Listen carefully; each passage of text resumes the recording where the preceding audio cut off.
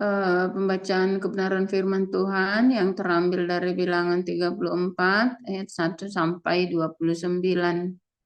Beginilah pembacaan kebenaran firman Tuhan. Tuhan berfirman kepada Musa, "Perintahkanlah kepada orang Israel dan katakanlah kepada mereka, apabila kamu masuk ke negeri Kanaan, maka inilah negeri yang akan jatuh kepadamu sebagai milik pusaka, yakni tanah Kanaan menurut batas-batasnya. Adapun sisi selatanmu ialah dari padang gurun Jin menyusur Edom, maka batas selatanmu mulai dari ujung laut Asin di sebelah timur. Lalu batasmu membelok di selatan pendakian Akrabim, terus ke Jin dan berakhir di sebelah selatan Kades Barnea. Sesudah itu ia mencapai Hajar Adar dan terus ke Asmon. Kemudian batas itu membelok dari Asmon ke sungai Mesir dan berakhir ke laut. Batas baratmu ialah laut besar dan pantainya, itulah batas baratmu. Inilah batas utaramu. Mulai dari laut besar haruslah kamu buat tanda batas ke Gunung Hor. Dari Gunung Hor harus kamu buat tanda batas ke jalan yang menuju ke Hamat. Lalu batas itu mencapai Jedat. Kemudian batas itu mencapai Jifron dan berakhir di Hajar Enan. Itulah batas utaramu. Sebagai batasmu di sebelah timur, haruslah kamu membuat tanda batas dari Hajar Enan ke Sefam. Dari Sefam batas itu turun ke Ribla di sebelah timur Ain. Kemudian batas itu turun lagi dan mencapai tebing Danau Kineret di sebelah timur. Lalu batas itu turun ke sungai Yordan dan berakhir di Laut Asin. Itulah negerimu menurut batas-batasnya sekeliling.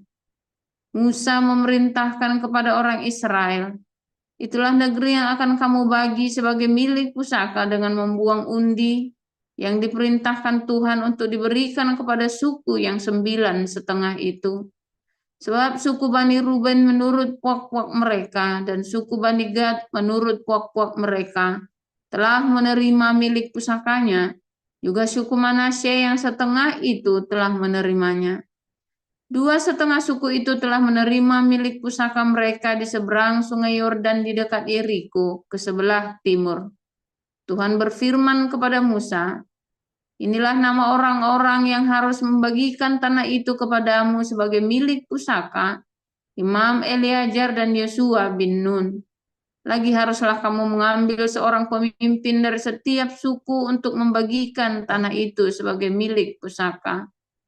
Inilah nama orang-orang itu dari suku Yehuda, Kaleb bin Yefun, dari suku Bani Simeon, Samuel bin Amihud, dari suku Benyamin, Elidat bin Kislon, dari suku Bani dan seorang pemimpin, Buki bin Yogli, dari anak-anak Yusuf, yakni dari suku Bani Manasye, seorang pemimpin Haniel bin Efod, dan dari suku Bani Efraim, seorang pemimpin, Kemuel bin Siftan. Dari suku Bani Jebulon, seorang pemimpin, Elisafan bin Parnah. Dari suku Bani Isakar, seorang pemimpin, Paltien bin Azan. Dari suku Bani Asher, seorang pemimpin, Ahihud bin Selomi. Dari suku Bani Naftali, seorang pemimpin, Pedail bin Amihud. Itulah orang-orang yang diperintahkan Tuhan untuk membagikan milik pusaka kepada orang Israel di tanah Kanaan. Demikian.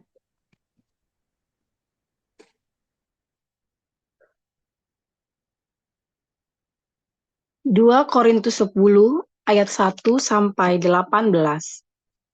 Aku, Paulus, seorang yang tidak berani bila berhadapan muka dengan kamu, tetapi berani terhadap kamu bila berjauhan.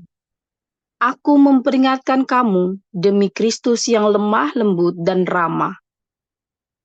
Aku meminta kepada kamu, jangan kamu memaksa aku untuk menunjukkan keberanianku dari dekat, sebagaimana aku berniat bertindak keras terhadap orang-orang tertentu yang menyangka bahwa kami hidup secara duniawi.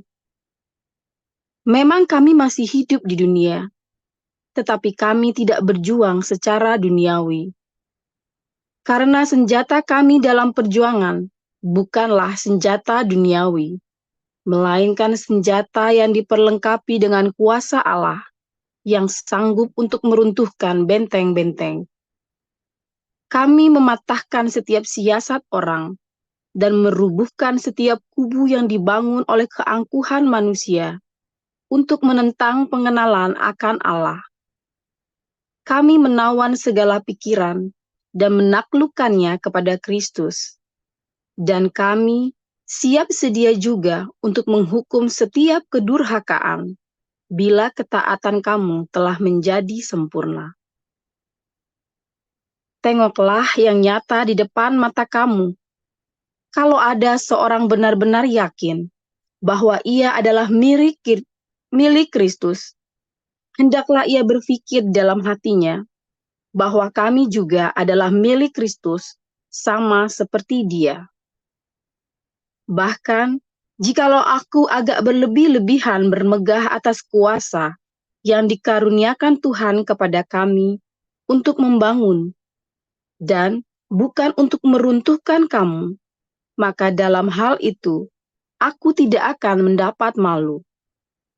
Tetapi aku tidak mau kelihatan seolah-olah aku menakut-nakuti kamu dengan surat-suratku. Sebab, kata orang, surat-suratnya memang tegas dan keras.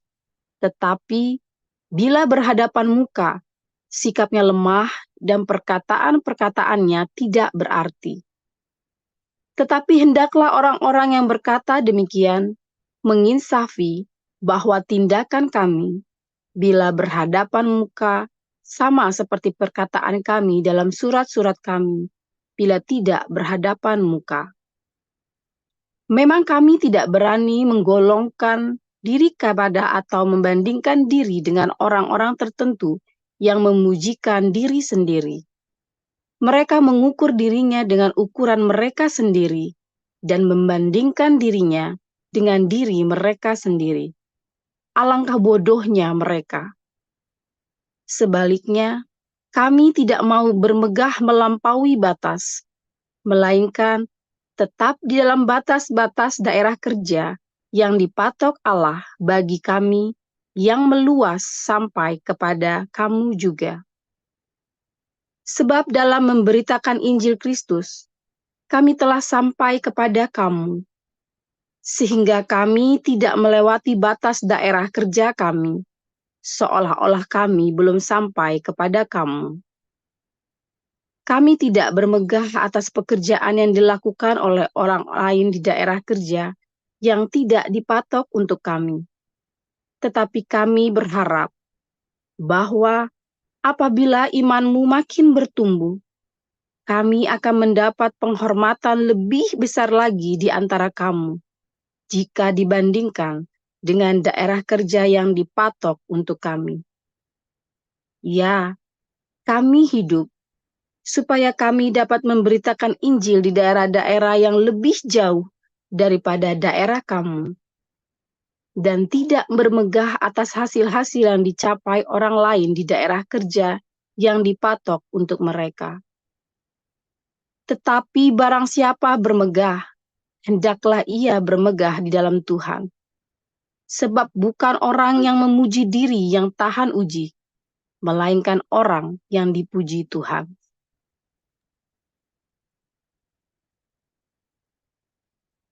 Terima kasih Bu Sarma dan Ibu Veronica. Kita akan mendengarkan renungan embun pagi oleh Dr. Yosef Paul Chang, Haifa University, dengan judul Batas Tanah Israel. Silakan Pastor Paul.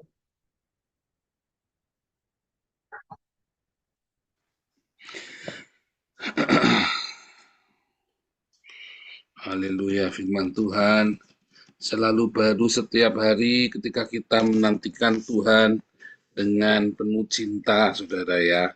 Dan cinta yang adalah sebuah taman harus dirawat. Ingat peraturan ya, supaya jangan ngawur ya. Sebab cinta yang tidak dirawat itu nanti pasti akhirnya jadi kebencian. Ya, siapa di sini yang pernah mengalami cinta jadi benci? Wah, hati-hati saudara ya. Di komunitas kita dulu pernah ada ya, kagum sekali sama Pak Tobing ya. Nah, saya sudah bilang jangan masuk ke ranah pribadi ya. Jangan campuri urusan pribadinya Pak Tobing. Saya sudah wanti-wanti karena saya sudah melihat jauh ke depan ya. Saya sudah banyak pengalaman, saya sudah pernah menggembalakan, saya sudah pernah masuk dalam komunitas. Akhirnya benar ya. Wah, dari kagumnya dengan Pak Tobing itu jadi kebencian yang amat sangat dengan Pak Tobing, tahu nggak saudara? Setelah dia tahu ada sisi yang tidak baik dari Pak Tobing. Setiap orang, ya, setiap orang pada umumnya punya sisi yang tidak baik, ya, ya, pasti ada. Ya, yang bisa menerima ya hanya pasangan hidupnya dia, suaminya atau istrinya, ya. Nggak mungkin lah Anda, misalnya kayak saya nih kan orangnya baik, Nabi ke-26. Yang tahu sisi gelapnya saya, istri saya. Dan dia bisa menerima saya apa adanya, itulah sebabnya jadi istri. Ya, kalau tidak bisa menerima ya nggak jadi istri, pasti udah cerai, saudara. Bener nggak? Nah, sama juga ya, suami-suami juga begitu. Pasti tahu sisi gelapnya istrinya yang tidak baik atau yang suatu ketika kita pasti akan mengerti satu sisi yang kita tidak suka dari orang itu. Belum tentu negatif loh, kita tidak suka secara subjektif. Belum tentu yang itu salah juga, tapi kita tidak suka, ya. Nah, makanya kita kasih aturan, saudara. Jangan pernah masuk dalam kehidupan pribadinya orang. Saya sebagai hamba Tuhan, walaupun saya sering konselingin orang, saya nggak pernah masuk dalam kehidupan pribadinya dia. Nggak boleh, ya. Nggak boleh. Akhirnya orang ini jadi benci amat sangat dengan Pak Tobing. Bencinya itu amat sangat ya. Saya ngeliat kebencian itu sampai ngeri sekali ya. Saya ngeliat dulu, saya sudah bilang, jangan masuk ranah pribadinya orang. Kecuali orang itu mengundangmu. Ya, mengundang itu dari tahap yang paling ringan, konseling, ya kan? Dia buka masalah pribadinya. Maka sebagai konselor, nanti kita ada pendidikan konselor ya dari HBC ya, khusus dari Ibu Wivina kan mau bikin bersertifikat ya, tapi internal kita ya. Artinya kita percaya untuk sebagai konselor. Sebagai konselor itu juga kita harus menjaga loh, nggak boleh sampai masuk ke dalam, ada batas-batas ranah yang tidak boleh kamu masuk. Ya, padahal kamu konselor loh. Apalagi kamu bukan apa-apanya, jangan pernah coba-coba masuk kehidupan pribadinya orang, saudara ya. Jangan. Nanti kamu akan kecewa dengan orang itu. Kamu ya kalau kamu tidak sanggup menanggungnya, malah kamu akan menjadi musuhnya dia. Ya, yang tadinya kamu tidak ada apa-apa, jadi ada apa-apa nanti. Karena kamu masuk terlalu dalam kehidupannya orang lain. Ya, jadi pertama konselor itu dalam tahap ini ya. Kedua sahabat, teman, ya. Tentu lebih dekat dengan namanya seorang sahabat, apalagi Anda berteman sudah 20 tahun misalnya kan, atau dari kecil. Tentu Anda masuk ke ranah pribadi, ya. Tetapi Anda tidak boleh sentuh ranah pribadi yang lebih pribadi, yaitu hubungan suami istri. Ya. Anda bisa mengomentari kakak beradik, ya, yang misalnya bertengkar atau anak beranak. Bisa, tapi begitu sudah suami istri, walaupun kamu sahabatnya, kamu tidak boleh masuk, saudara. Tidak boleh masuk. Hati-hati loh, saudara. Ya, jangan kamu melihat sahabatmu bertengkar dengan pasangan hidupnya, lalu kamu coba masuk. Haram jadah itu, saudara. Kamu jangan pernah menjadi juru selamat bagi pasangan suami istri. Ya, tidak boleh. Jangan bangga ketika ada temanmu curhat tentang suaminya atau tentang istrinya. Ya, karena begitu satu, kamu misalnya kamu ini memang baik ya, kamu kasih nasihat salah, ya, orang itu malah bubar tuh. Saya pernah ada yang cerita sama saya, Pak, saya mau ngaku salah. Iya dulu waktu saya belum mengenal Pak Pau, belum tahu. Ya ada orang konseling sama saya, sahabat saya dari kecil, Pak. Saya suruh cerai, Pak, sama istrinya. Ini cerai beneran. Sekarang saya harus bagaimana ya, Pak? Iya, sudah salah-salah. Kamu kasih nasihat yang salah, dicerai beneran. Jadi cerai. Kamu nggak mikir anak-anaknya mereka gimana tuh. Kamu cuma mikir, kan tiap dengar lagi, kamu dengar lagi, ngeluh, dengar lagi, dengar keluhan, keluh. Terus kamu akhirnya ngasih salah ngasih nasihat, tuh cerai aja. Nah, misalnya begitu. Jadi kamu jangan pernah ya masuk ke ranah. Kalau kamu seorang sahabat, kamu kan masuk dalam ranah pribadinya, ya. Tetapi kamu tidak boleh membicarakan, kamu tidak boleh ikut campur urusan pernikahannya, ya. Ada batasnya tetap. Kamu boleh ngurusin anak beranak, lagi bertengkar, kamu nasihatin anaknya atau nasihatin orang tuanya, masih bisa. Karena kamu sahabat sudah lama. Tapi kalau kamu baru kenal kemarin sore, ya jangan. Kamu sok-sokan, berlaku banyak orang kurang ajar, baru kenal setahun, udah sok merasa lebih tahu. Dia tidak tahu, lalu sok belain anaknya, kakaknya, atau adiknya sok belain. Kamu tidak tahu masalahnya dia apa, saudara. Kamu udah bertahun-tahun. Tapi kalau kamu bersahabat dengan dia, kamu berapa kali dari kecil, kamu sering nginep di rumahnya dia, dari kecil ya maksudnya ya, dari SD, SMP, kamu sering nginep, kamu tahu dalam keluarga itu, kamu ngerti permasalahannya, kamu ngasih masukan, ngasih saran. Masih bisa, saudara. Tapi kalau suami istri, jangan pernah kamu mencoba masuk dalam ranahnya kalau kamu bukan profesional konselor. Dan tidak semua orang yang bergelar konselor boleh masuk. Kecuali suami istri datang padamu, kamu memang seorang konselor, ya, atau kamu seorang hamba Tuhan yang punya pengetahuan atau punya skill untuk menjadi konselor. Kalau enggak, jangan sentuh, saudara. Saya pun hubungan suami istri, saya tidak berani masuk ke dalam. Walaupun saya punya skill sebagai konselor, ya. Saya dapat pelajaran psikologi 3 semester dulu. Makanya di ABC sekarang 4 semester ya, dapat pelajaran psikologi ya, di ABC itu ya. Memang mabuk dah Anda pakai belajar psikologi itu ya, tiap semester ada dikerjain Bu Wivina kali. Nah, tapi kan ilmunya banyak ya, dan Anda yang tertarik jadi konselor nantinya dari ABC Anda bisa mendaftar ya ke Ibu Wivina. Nanti kita bikinkan grup konselor. Jadi kita nanti ada tambahan kursus ya supaya nanti Anda bersertifikat khusus konselor. Nah, sahabat-sahabat, jangan masuk ke dalam ranah suami istri karena itu nanti akan berbahaya. Kamu tidak tahu loh suami istri ini masalahnya apa.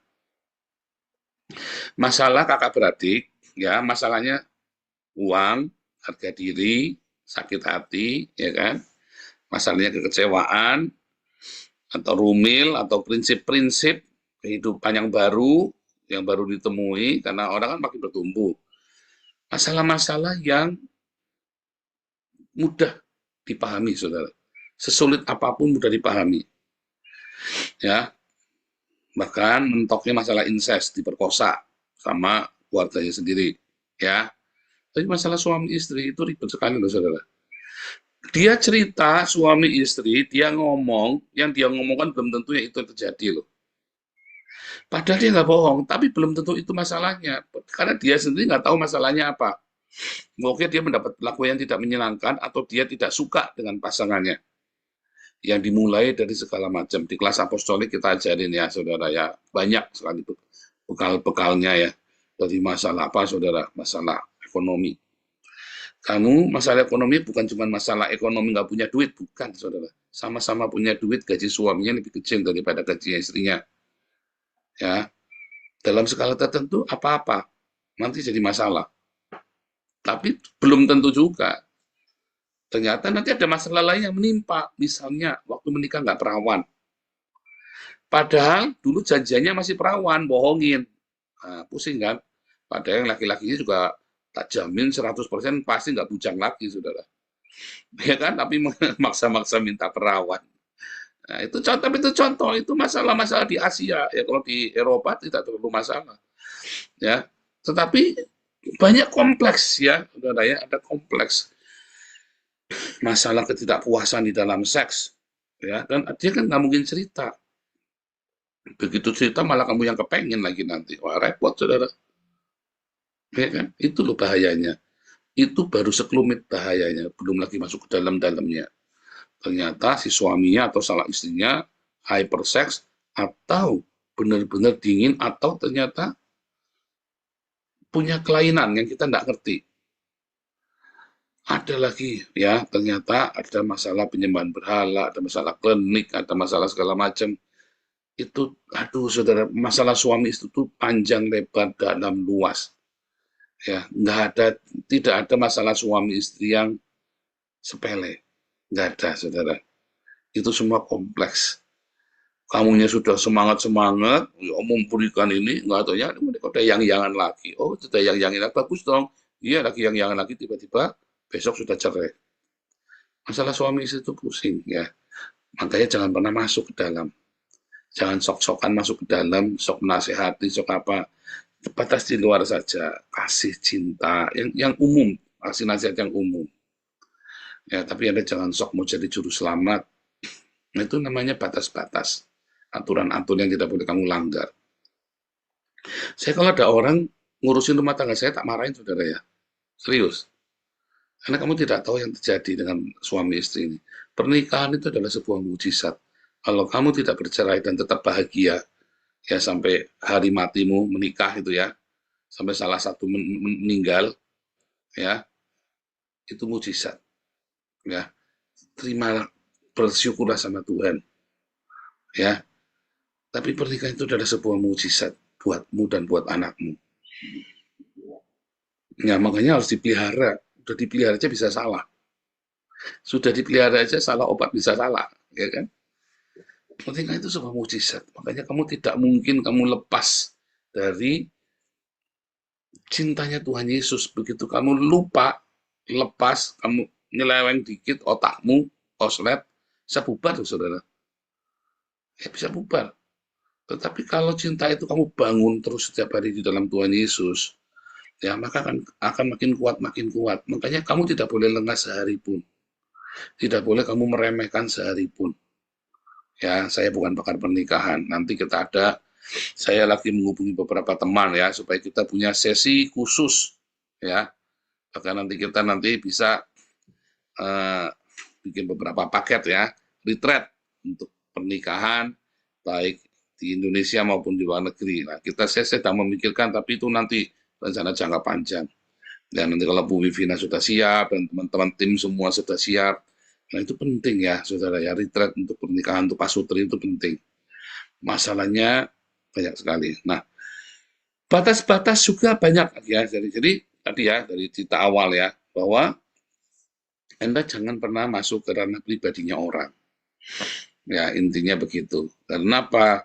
Karena di dalam komunitas yang membuat potensi ribut besar adalah masuk ranah pribadinya orang, kemudian Anda suka ada like, dislike, suka tidak suka, ya kan? Anda mulai menghakimi akhirnya. Kok begitu ya, kok begini ya. Akhirnya kamu menjatuhkan penghakiman. Padahal itu bukan jatahmu untuk menghakimi atau memutuskan. Tapi kemudian karena kamu tidak didengar oleh pengurus, lalu kamu bebeki kemana-mana. Ya kan? Akhirnya kan menjadi fitnah, padahal kamu nggak tahu itu kenapa dia bisa begitu. Ya, dan kenapa dia tetap bisa diizinkan melayani, misalnya kan. Nah, itu Anda harus ada batas-batas yang tidak boleh kamu sentuh, saudara. Nah, disitulah kita harus percaya kepada para pemimpin. Ya, nanti dari buahnya kamu akan tahu.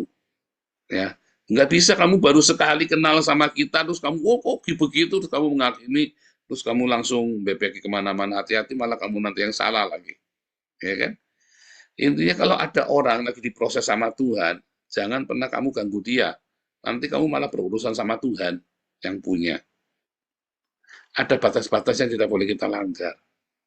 Ya, itulah gunanya komunitas. Itulah batas-batas aturan itulah gunanya aturan di dalam komunitas. Ya, itu adalah tata krama di dalam komunitas. Setiap kultur, setiap budaya, setiap negara, bangsa, gereja, komunitas punya aturan sendiri. Kamu tidak bisa masuk ya, dulu ya pernah ada yang masuk ke kita lalu ngacak-ngacak, ngatur ini ngatur itu. Saya kan punya hak juga. Sebentar. Tidak boleh dengan caramu. Tidak boleh pokoknya. Langsung saya keluarkan dari semua grup WhatsApp, saudara. Lawang nyerang pribadi semua, ngatur-ngatur sesuai maunya dia.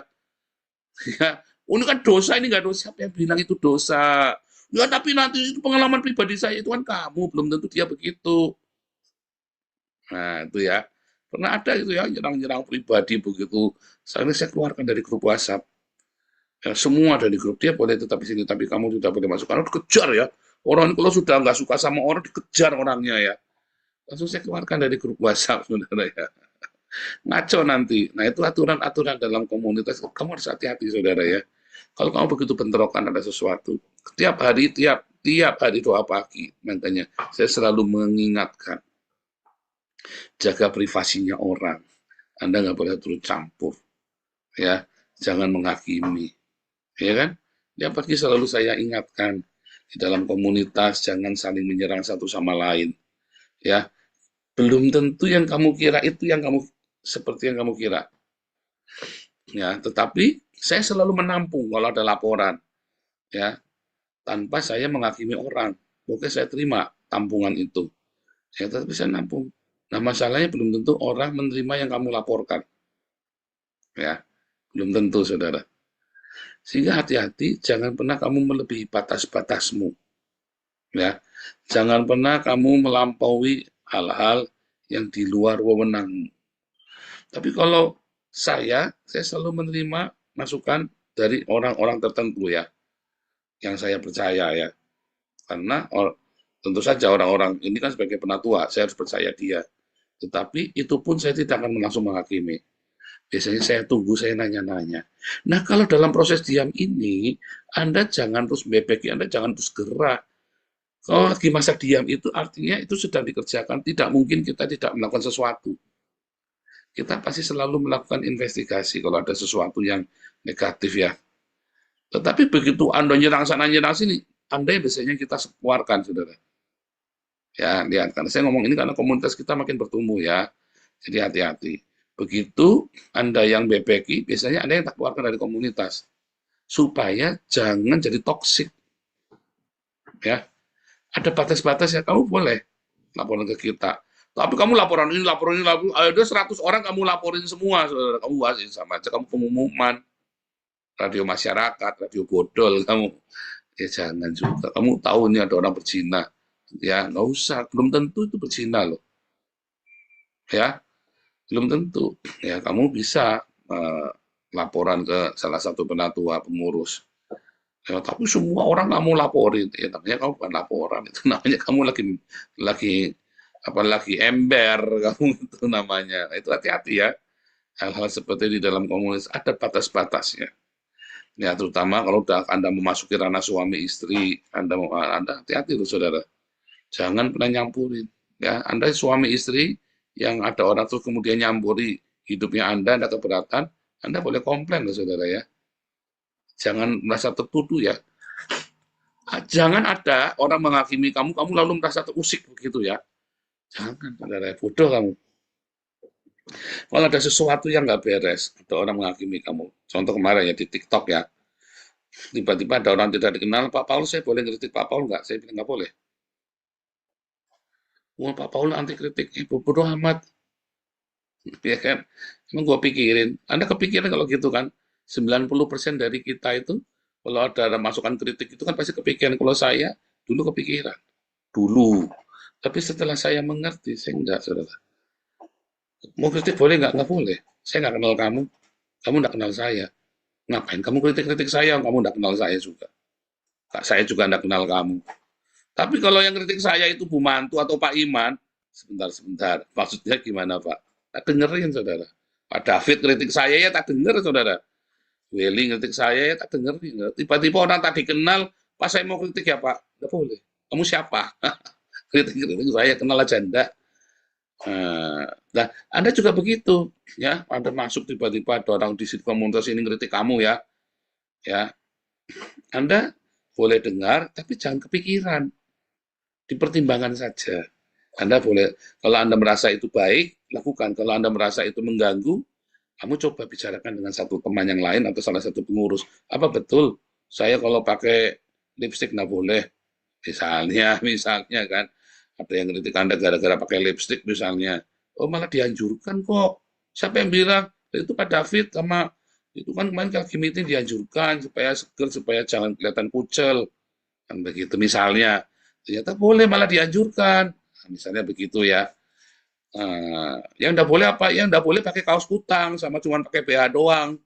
Nah, misalnya begitu. Nah, itu ya, saudara ya. Jadi Anda bisa nanyakan. Nah, itu namanya batas-batasmu, saudara ya. Ada batas-batas dalam komunitas. Terus ya, saudara ya, dalam komunitas. Kamu tidak boleh sembarangan ya ngomong di chat ini ya sesuatu yang menyerang orang lain, saudara. Menyerang orang lain. Tidak boleh, saudara ya. Mengapa kamu tidak boleh? Ya memang kenapa kamu harus menyerang orang lain di sini? Ya Pak, soalnya saya di blok ya. Kalau di blok kamu nggak usah nyerang. Kalau di kenapa kamu harus menyerang? Ya menyerang itu ofensif ke orang lain ya. Itu tadi mengkritik. Kalau tadi mengkritik anu, ya kan harus kita kalau sudah tidak bisa empat mata kan kita harus buka Pak di muka publik. Nah, itu pernah kejadian juga tuh tempat kita tuh. Saya bilang salah kamu.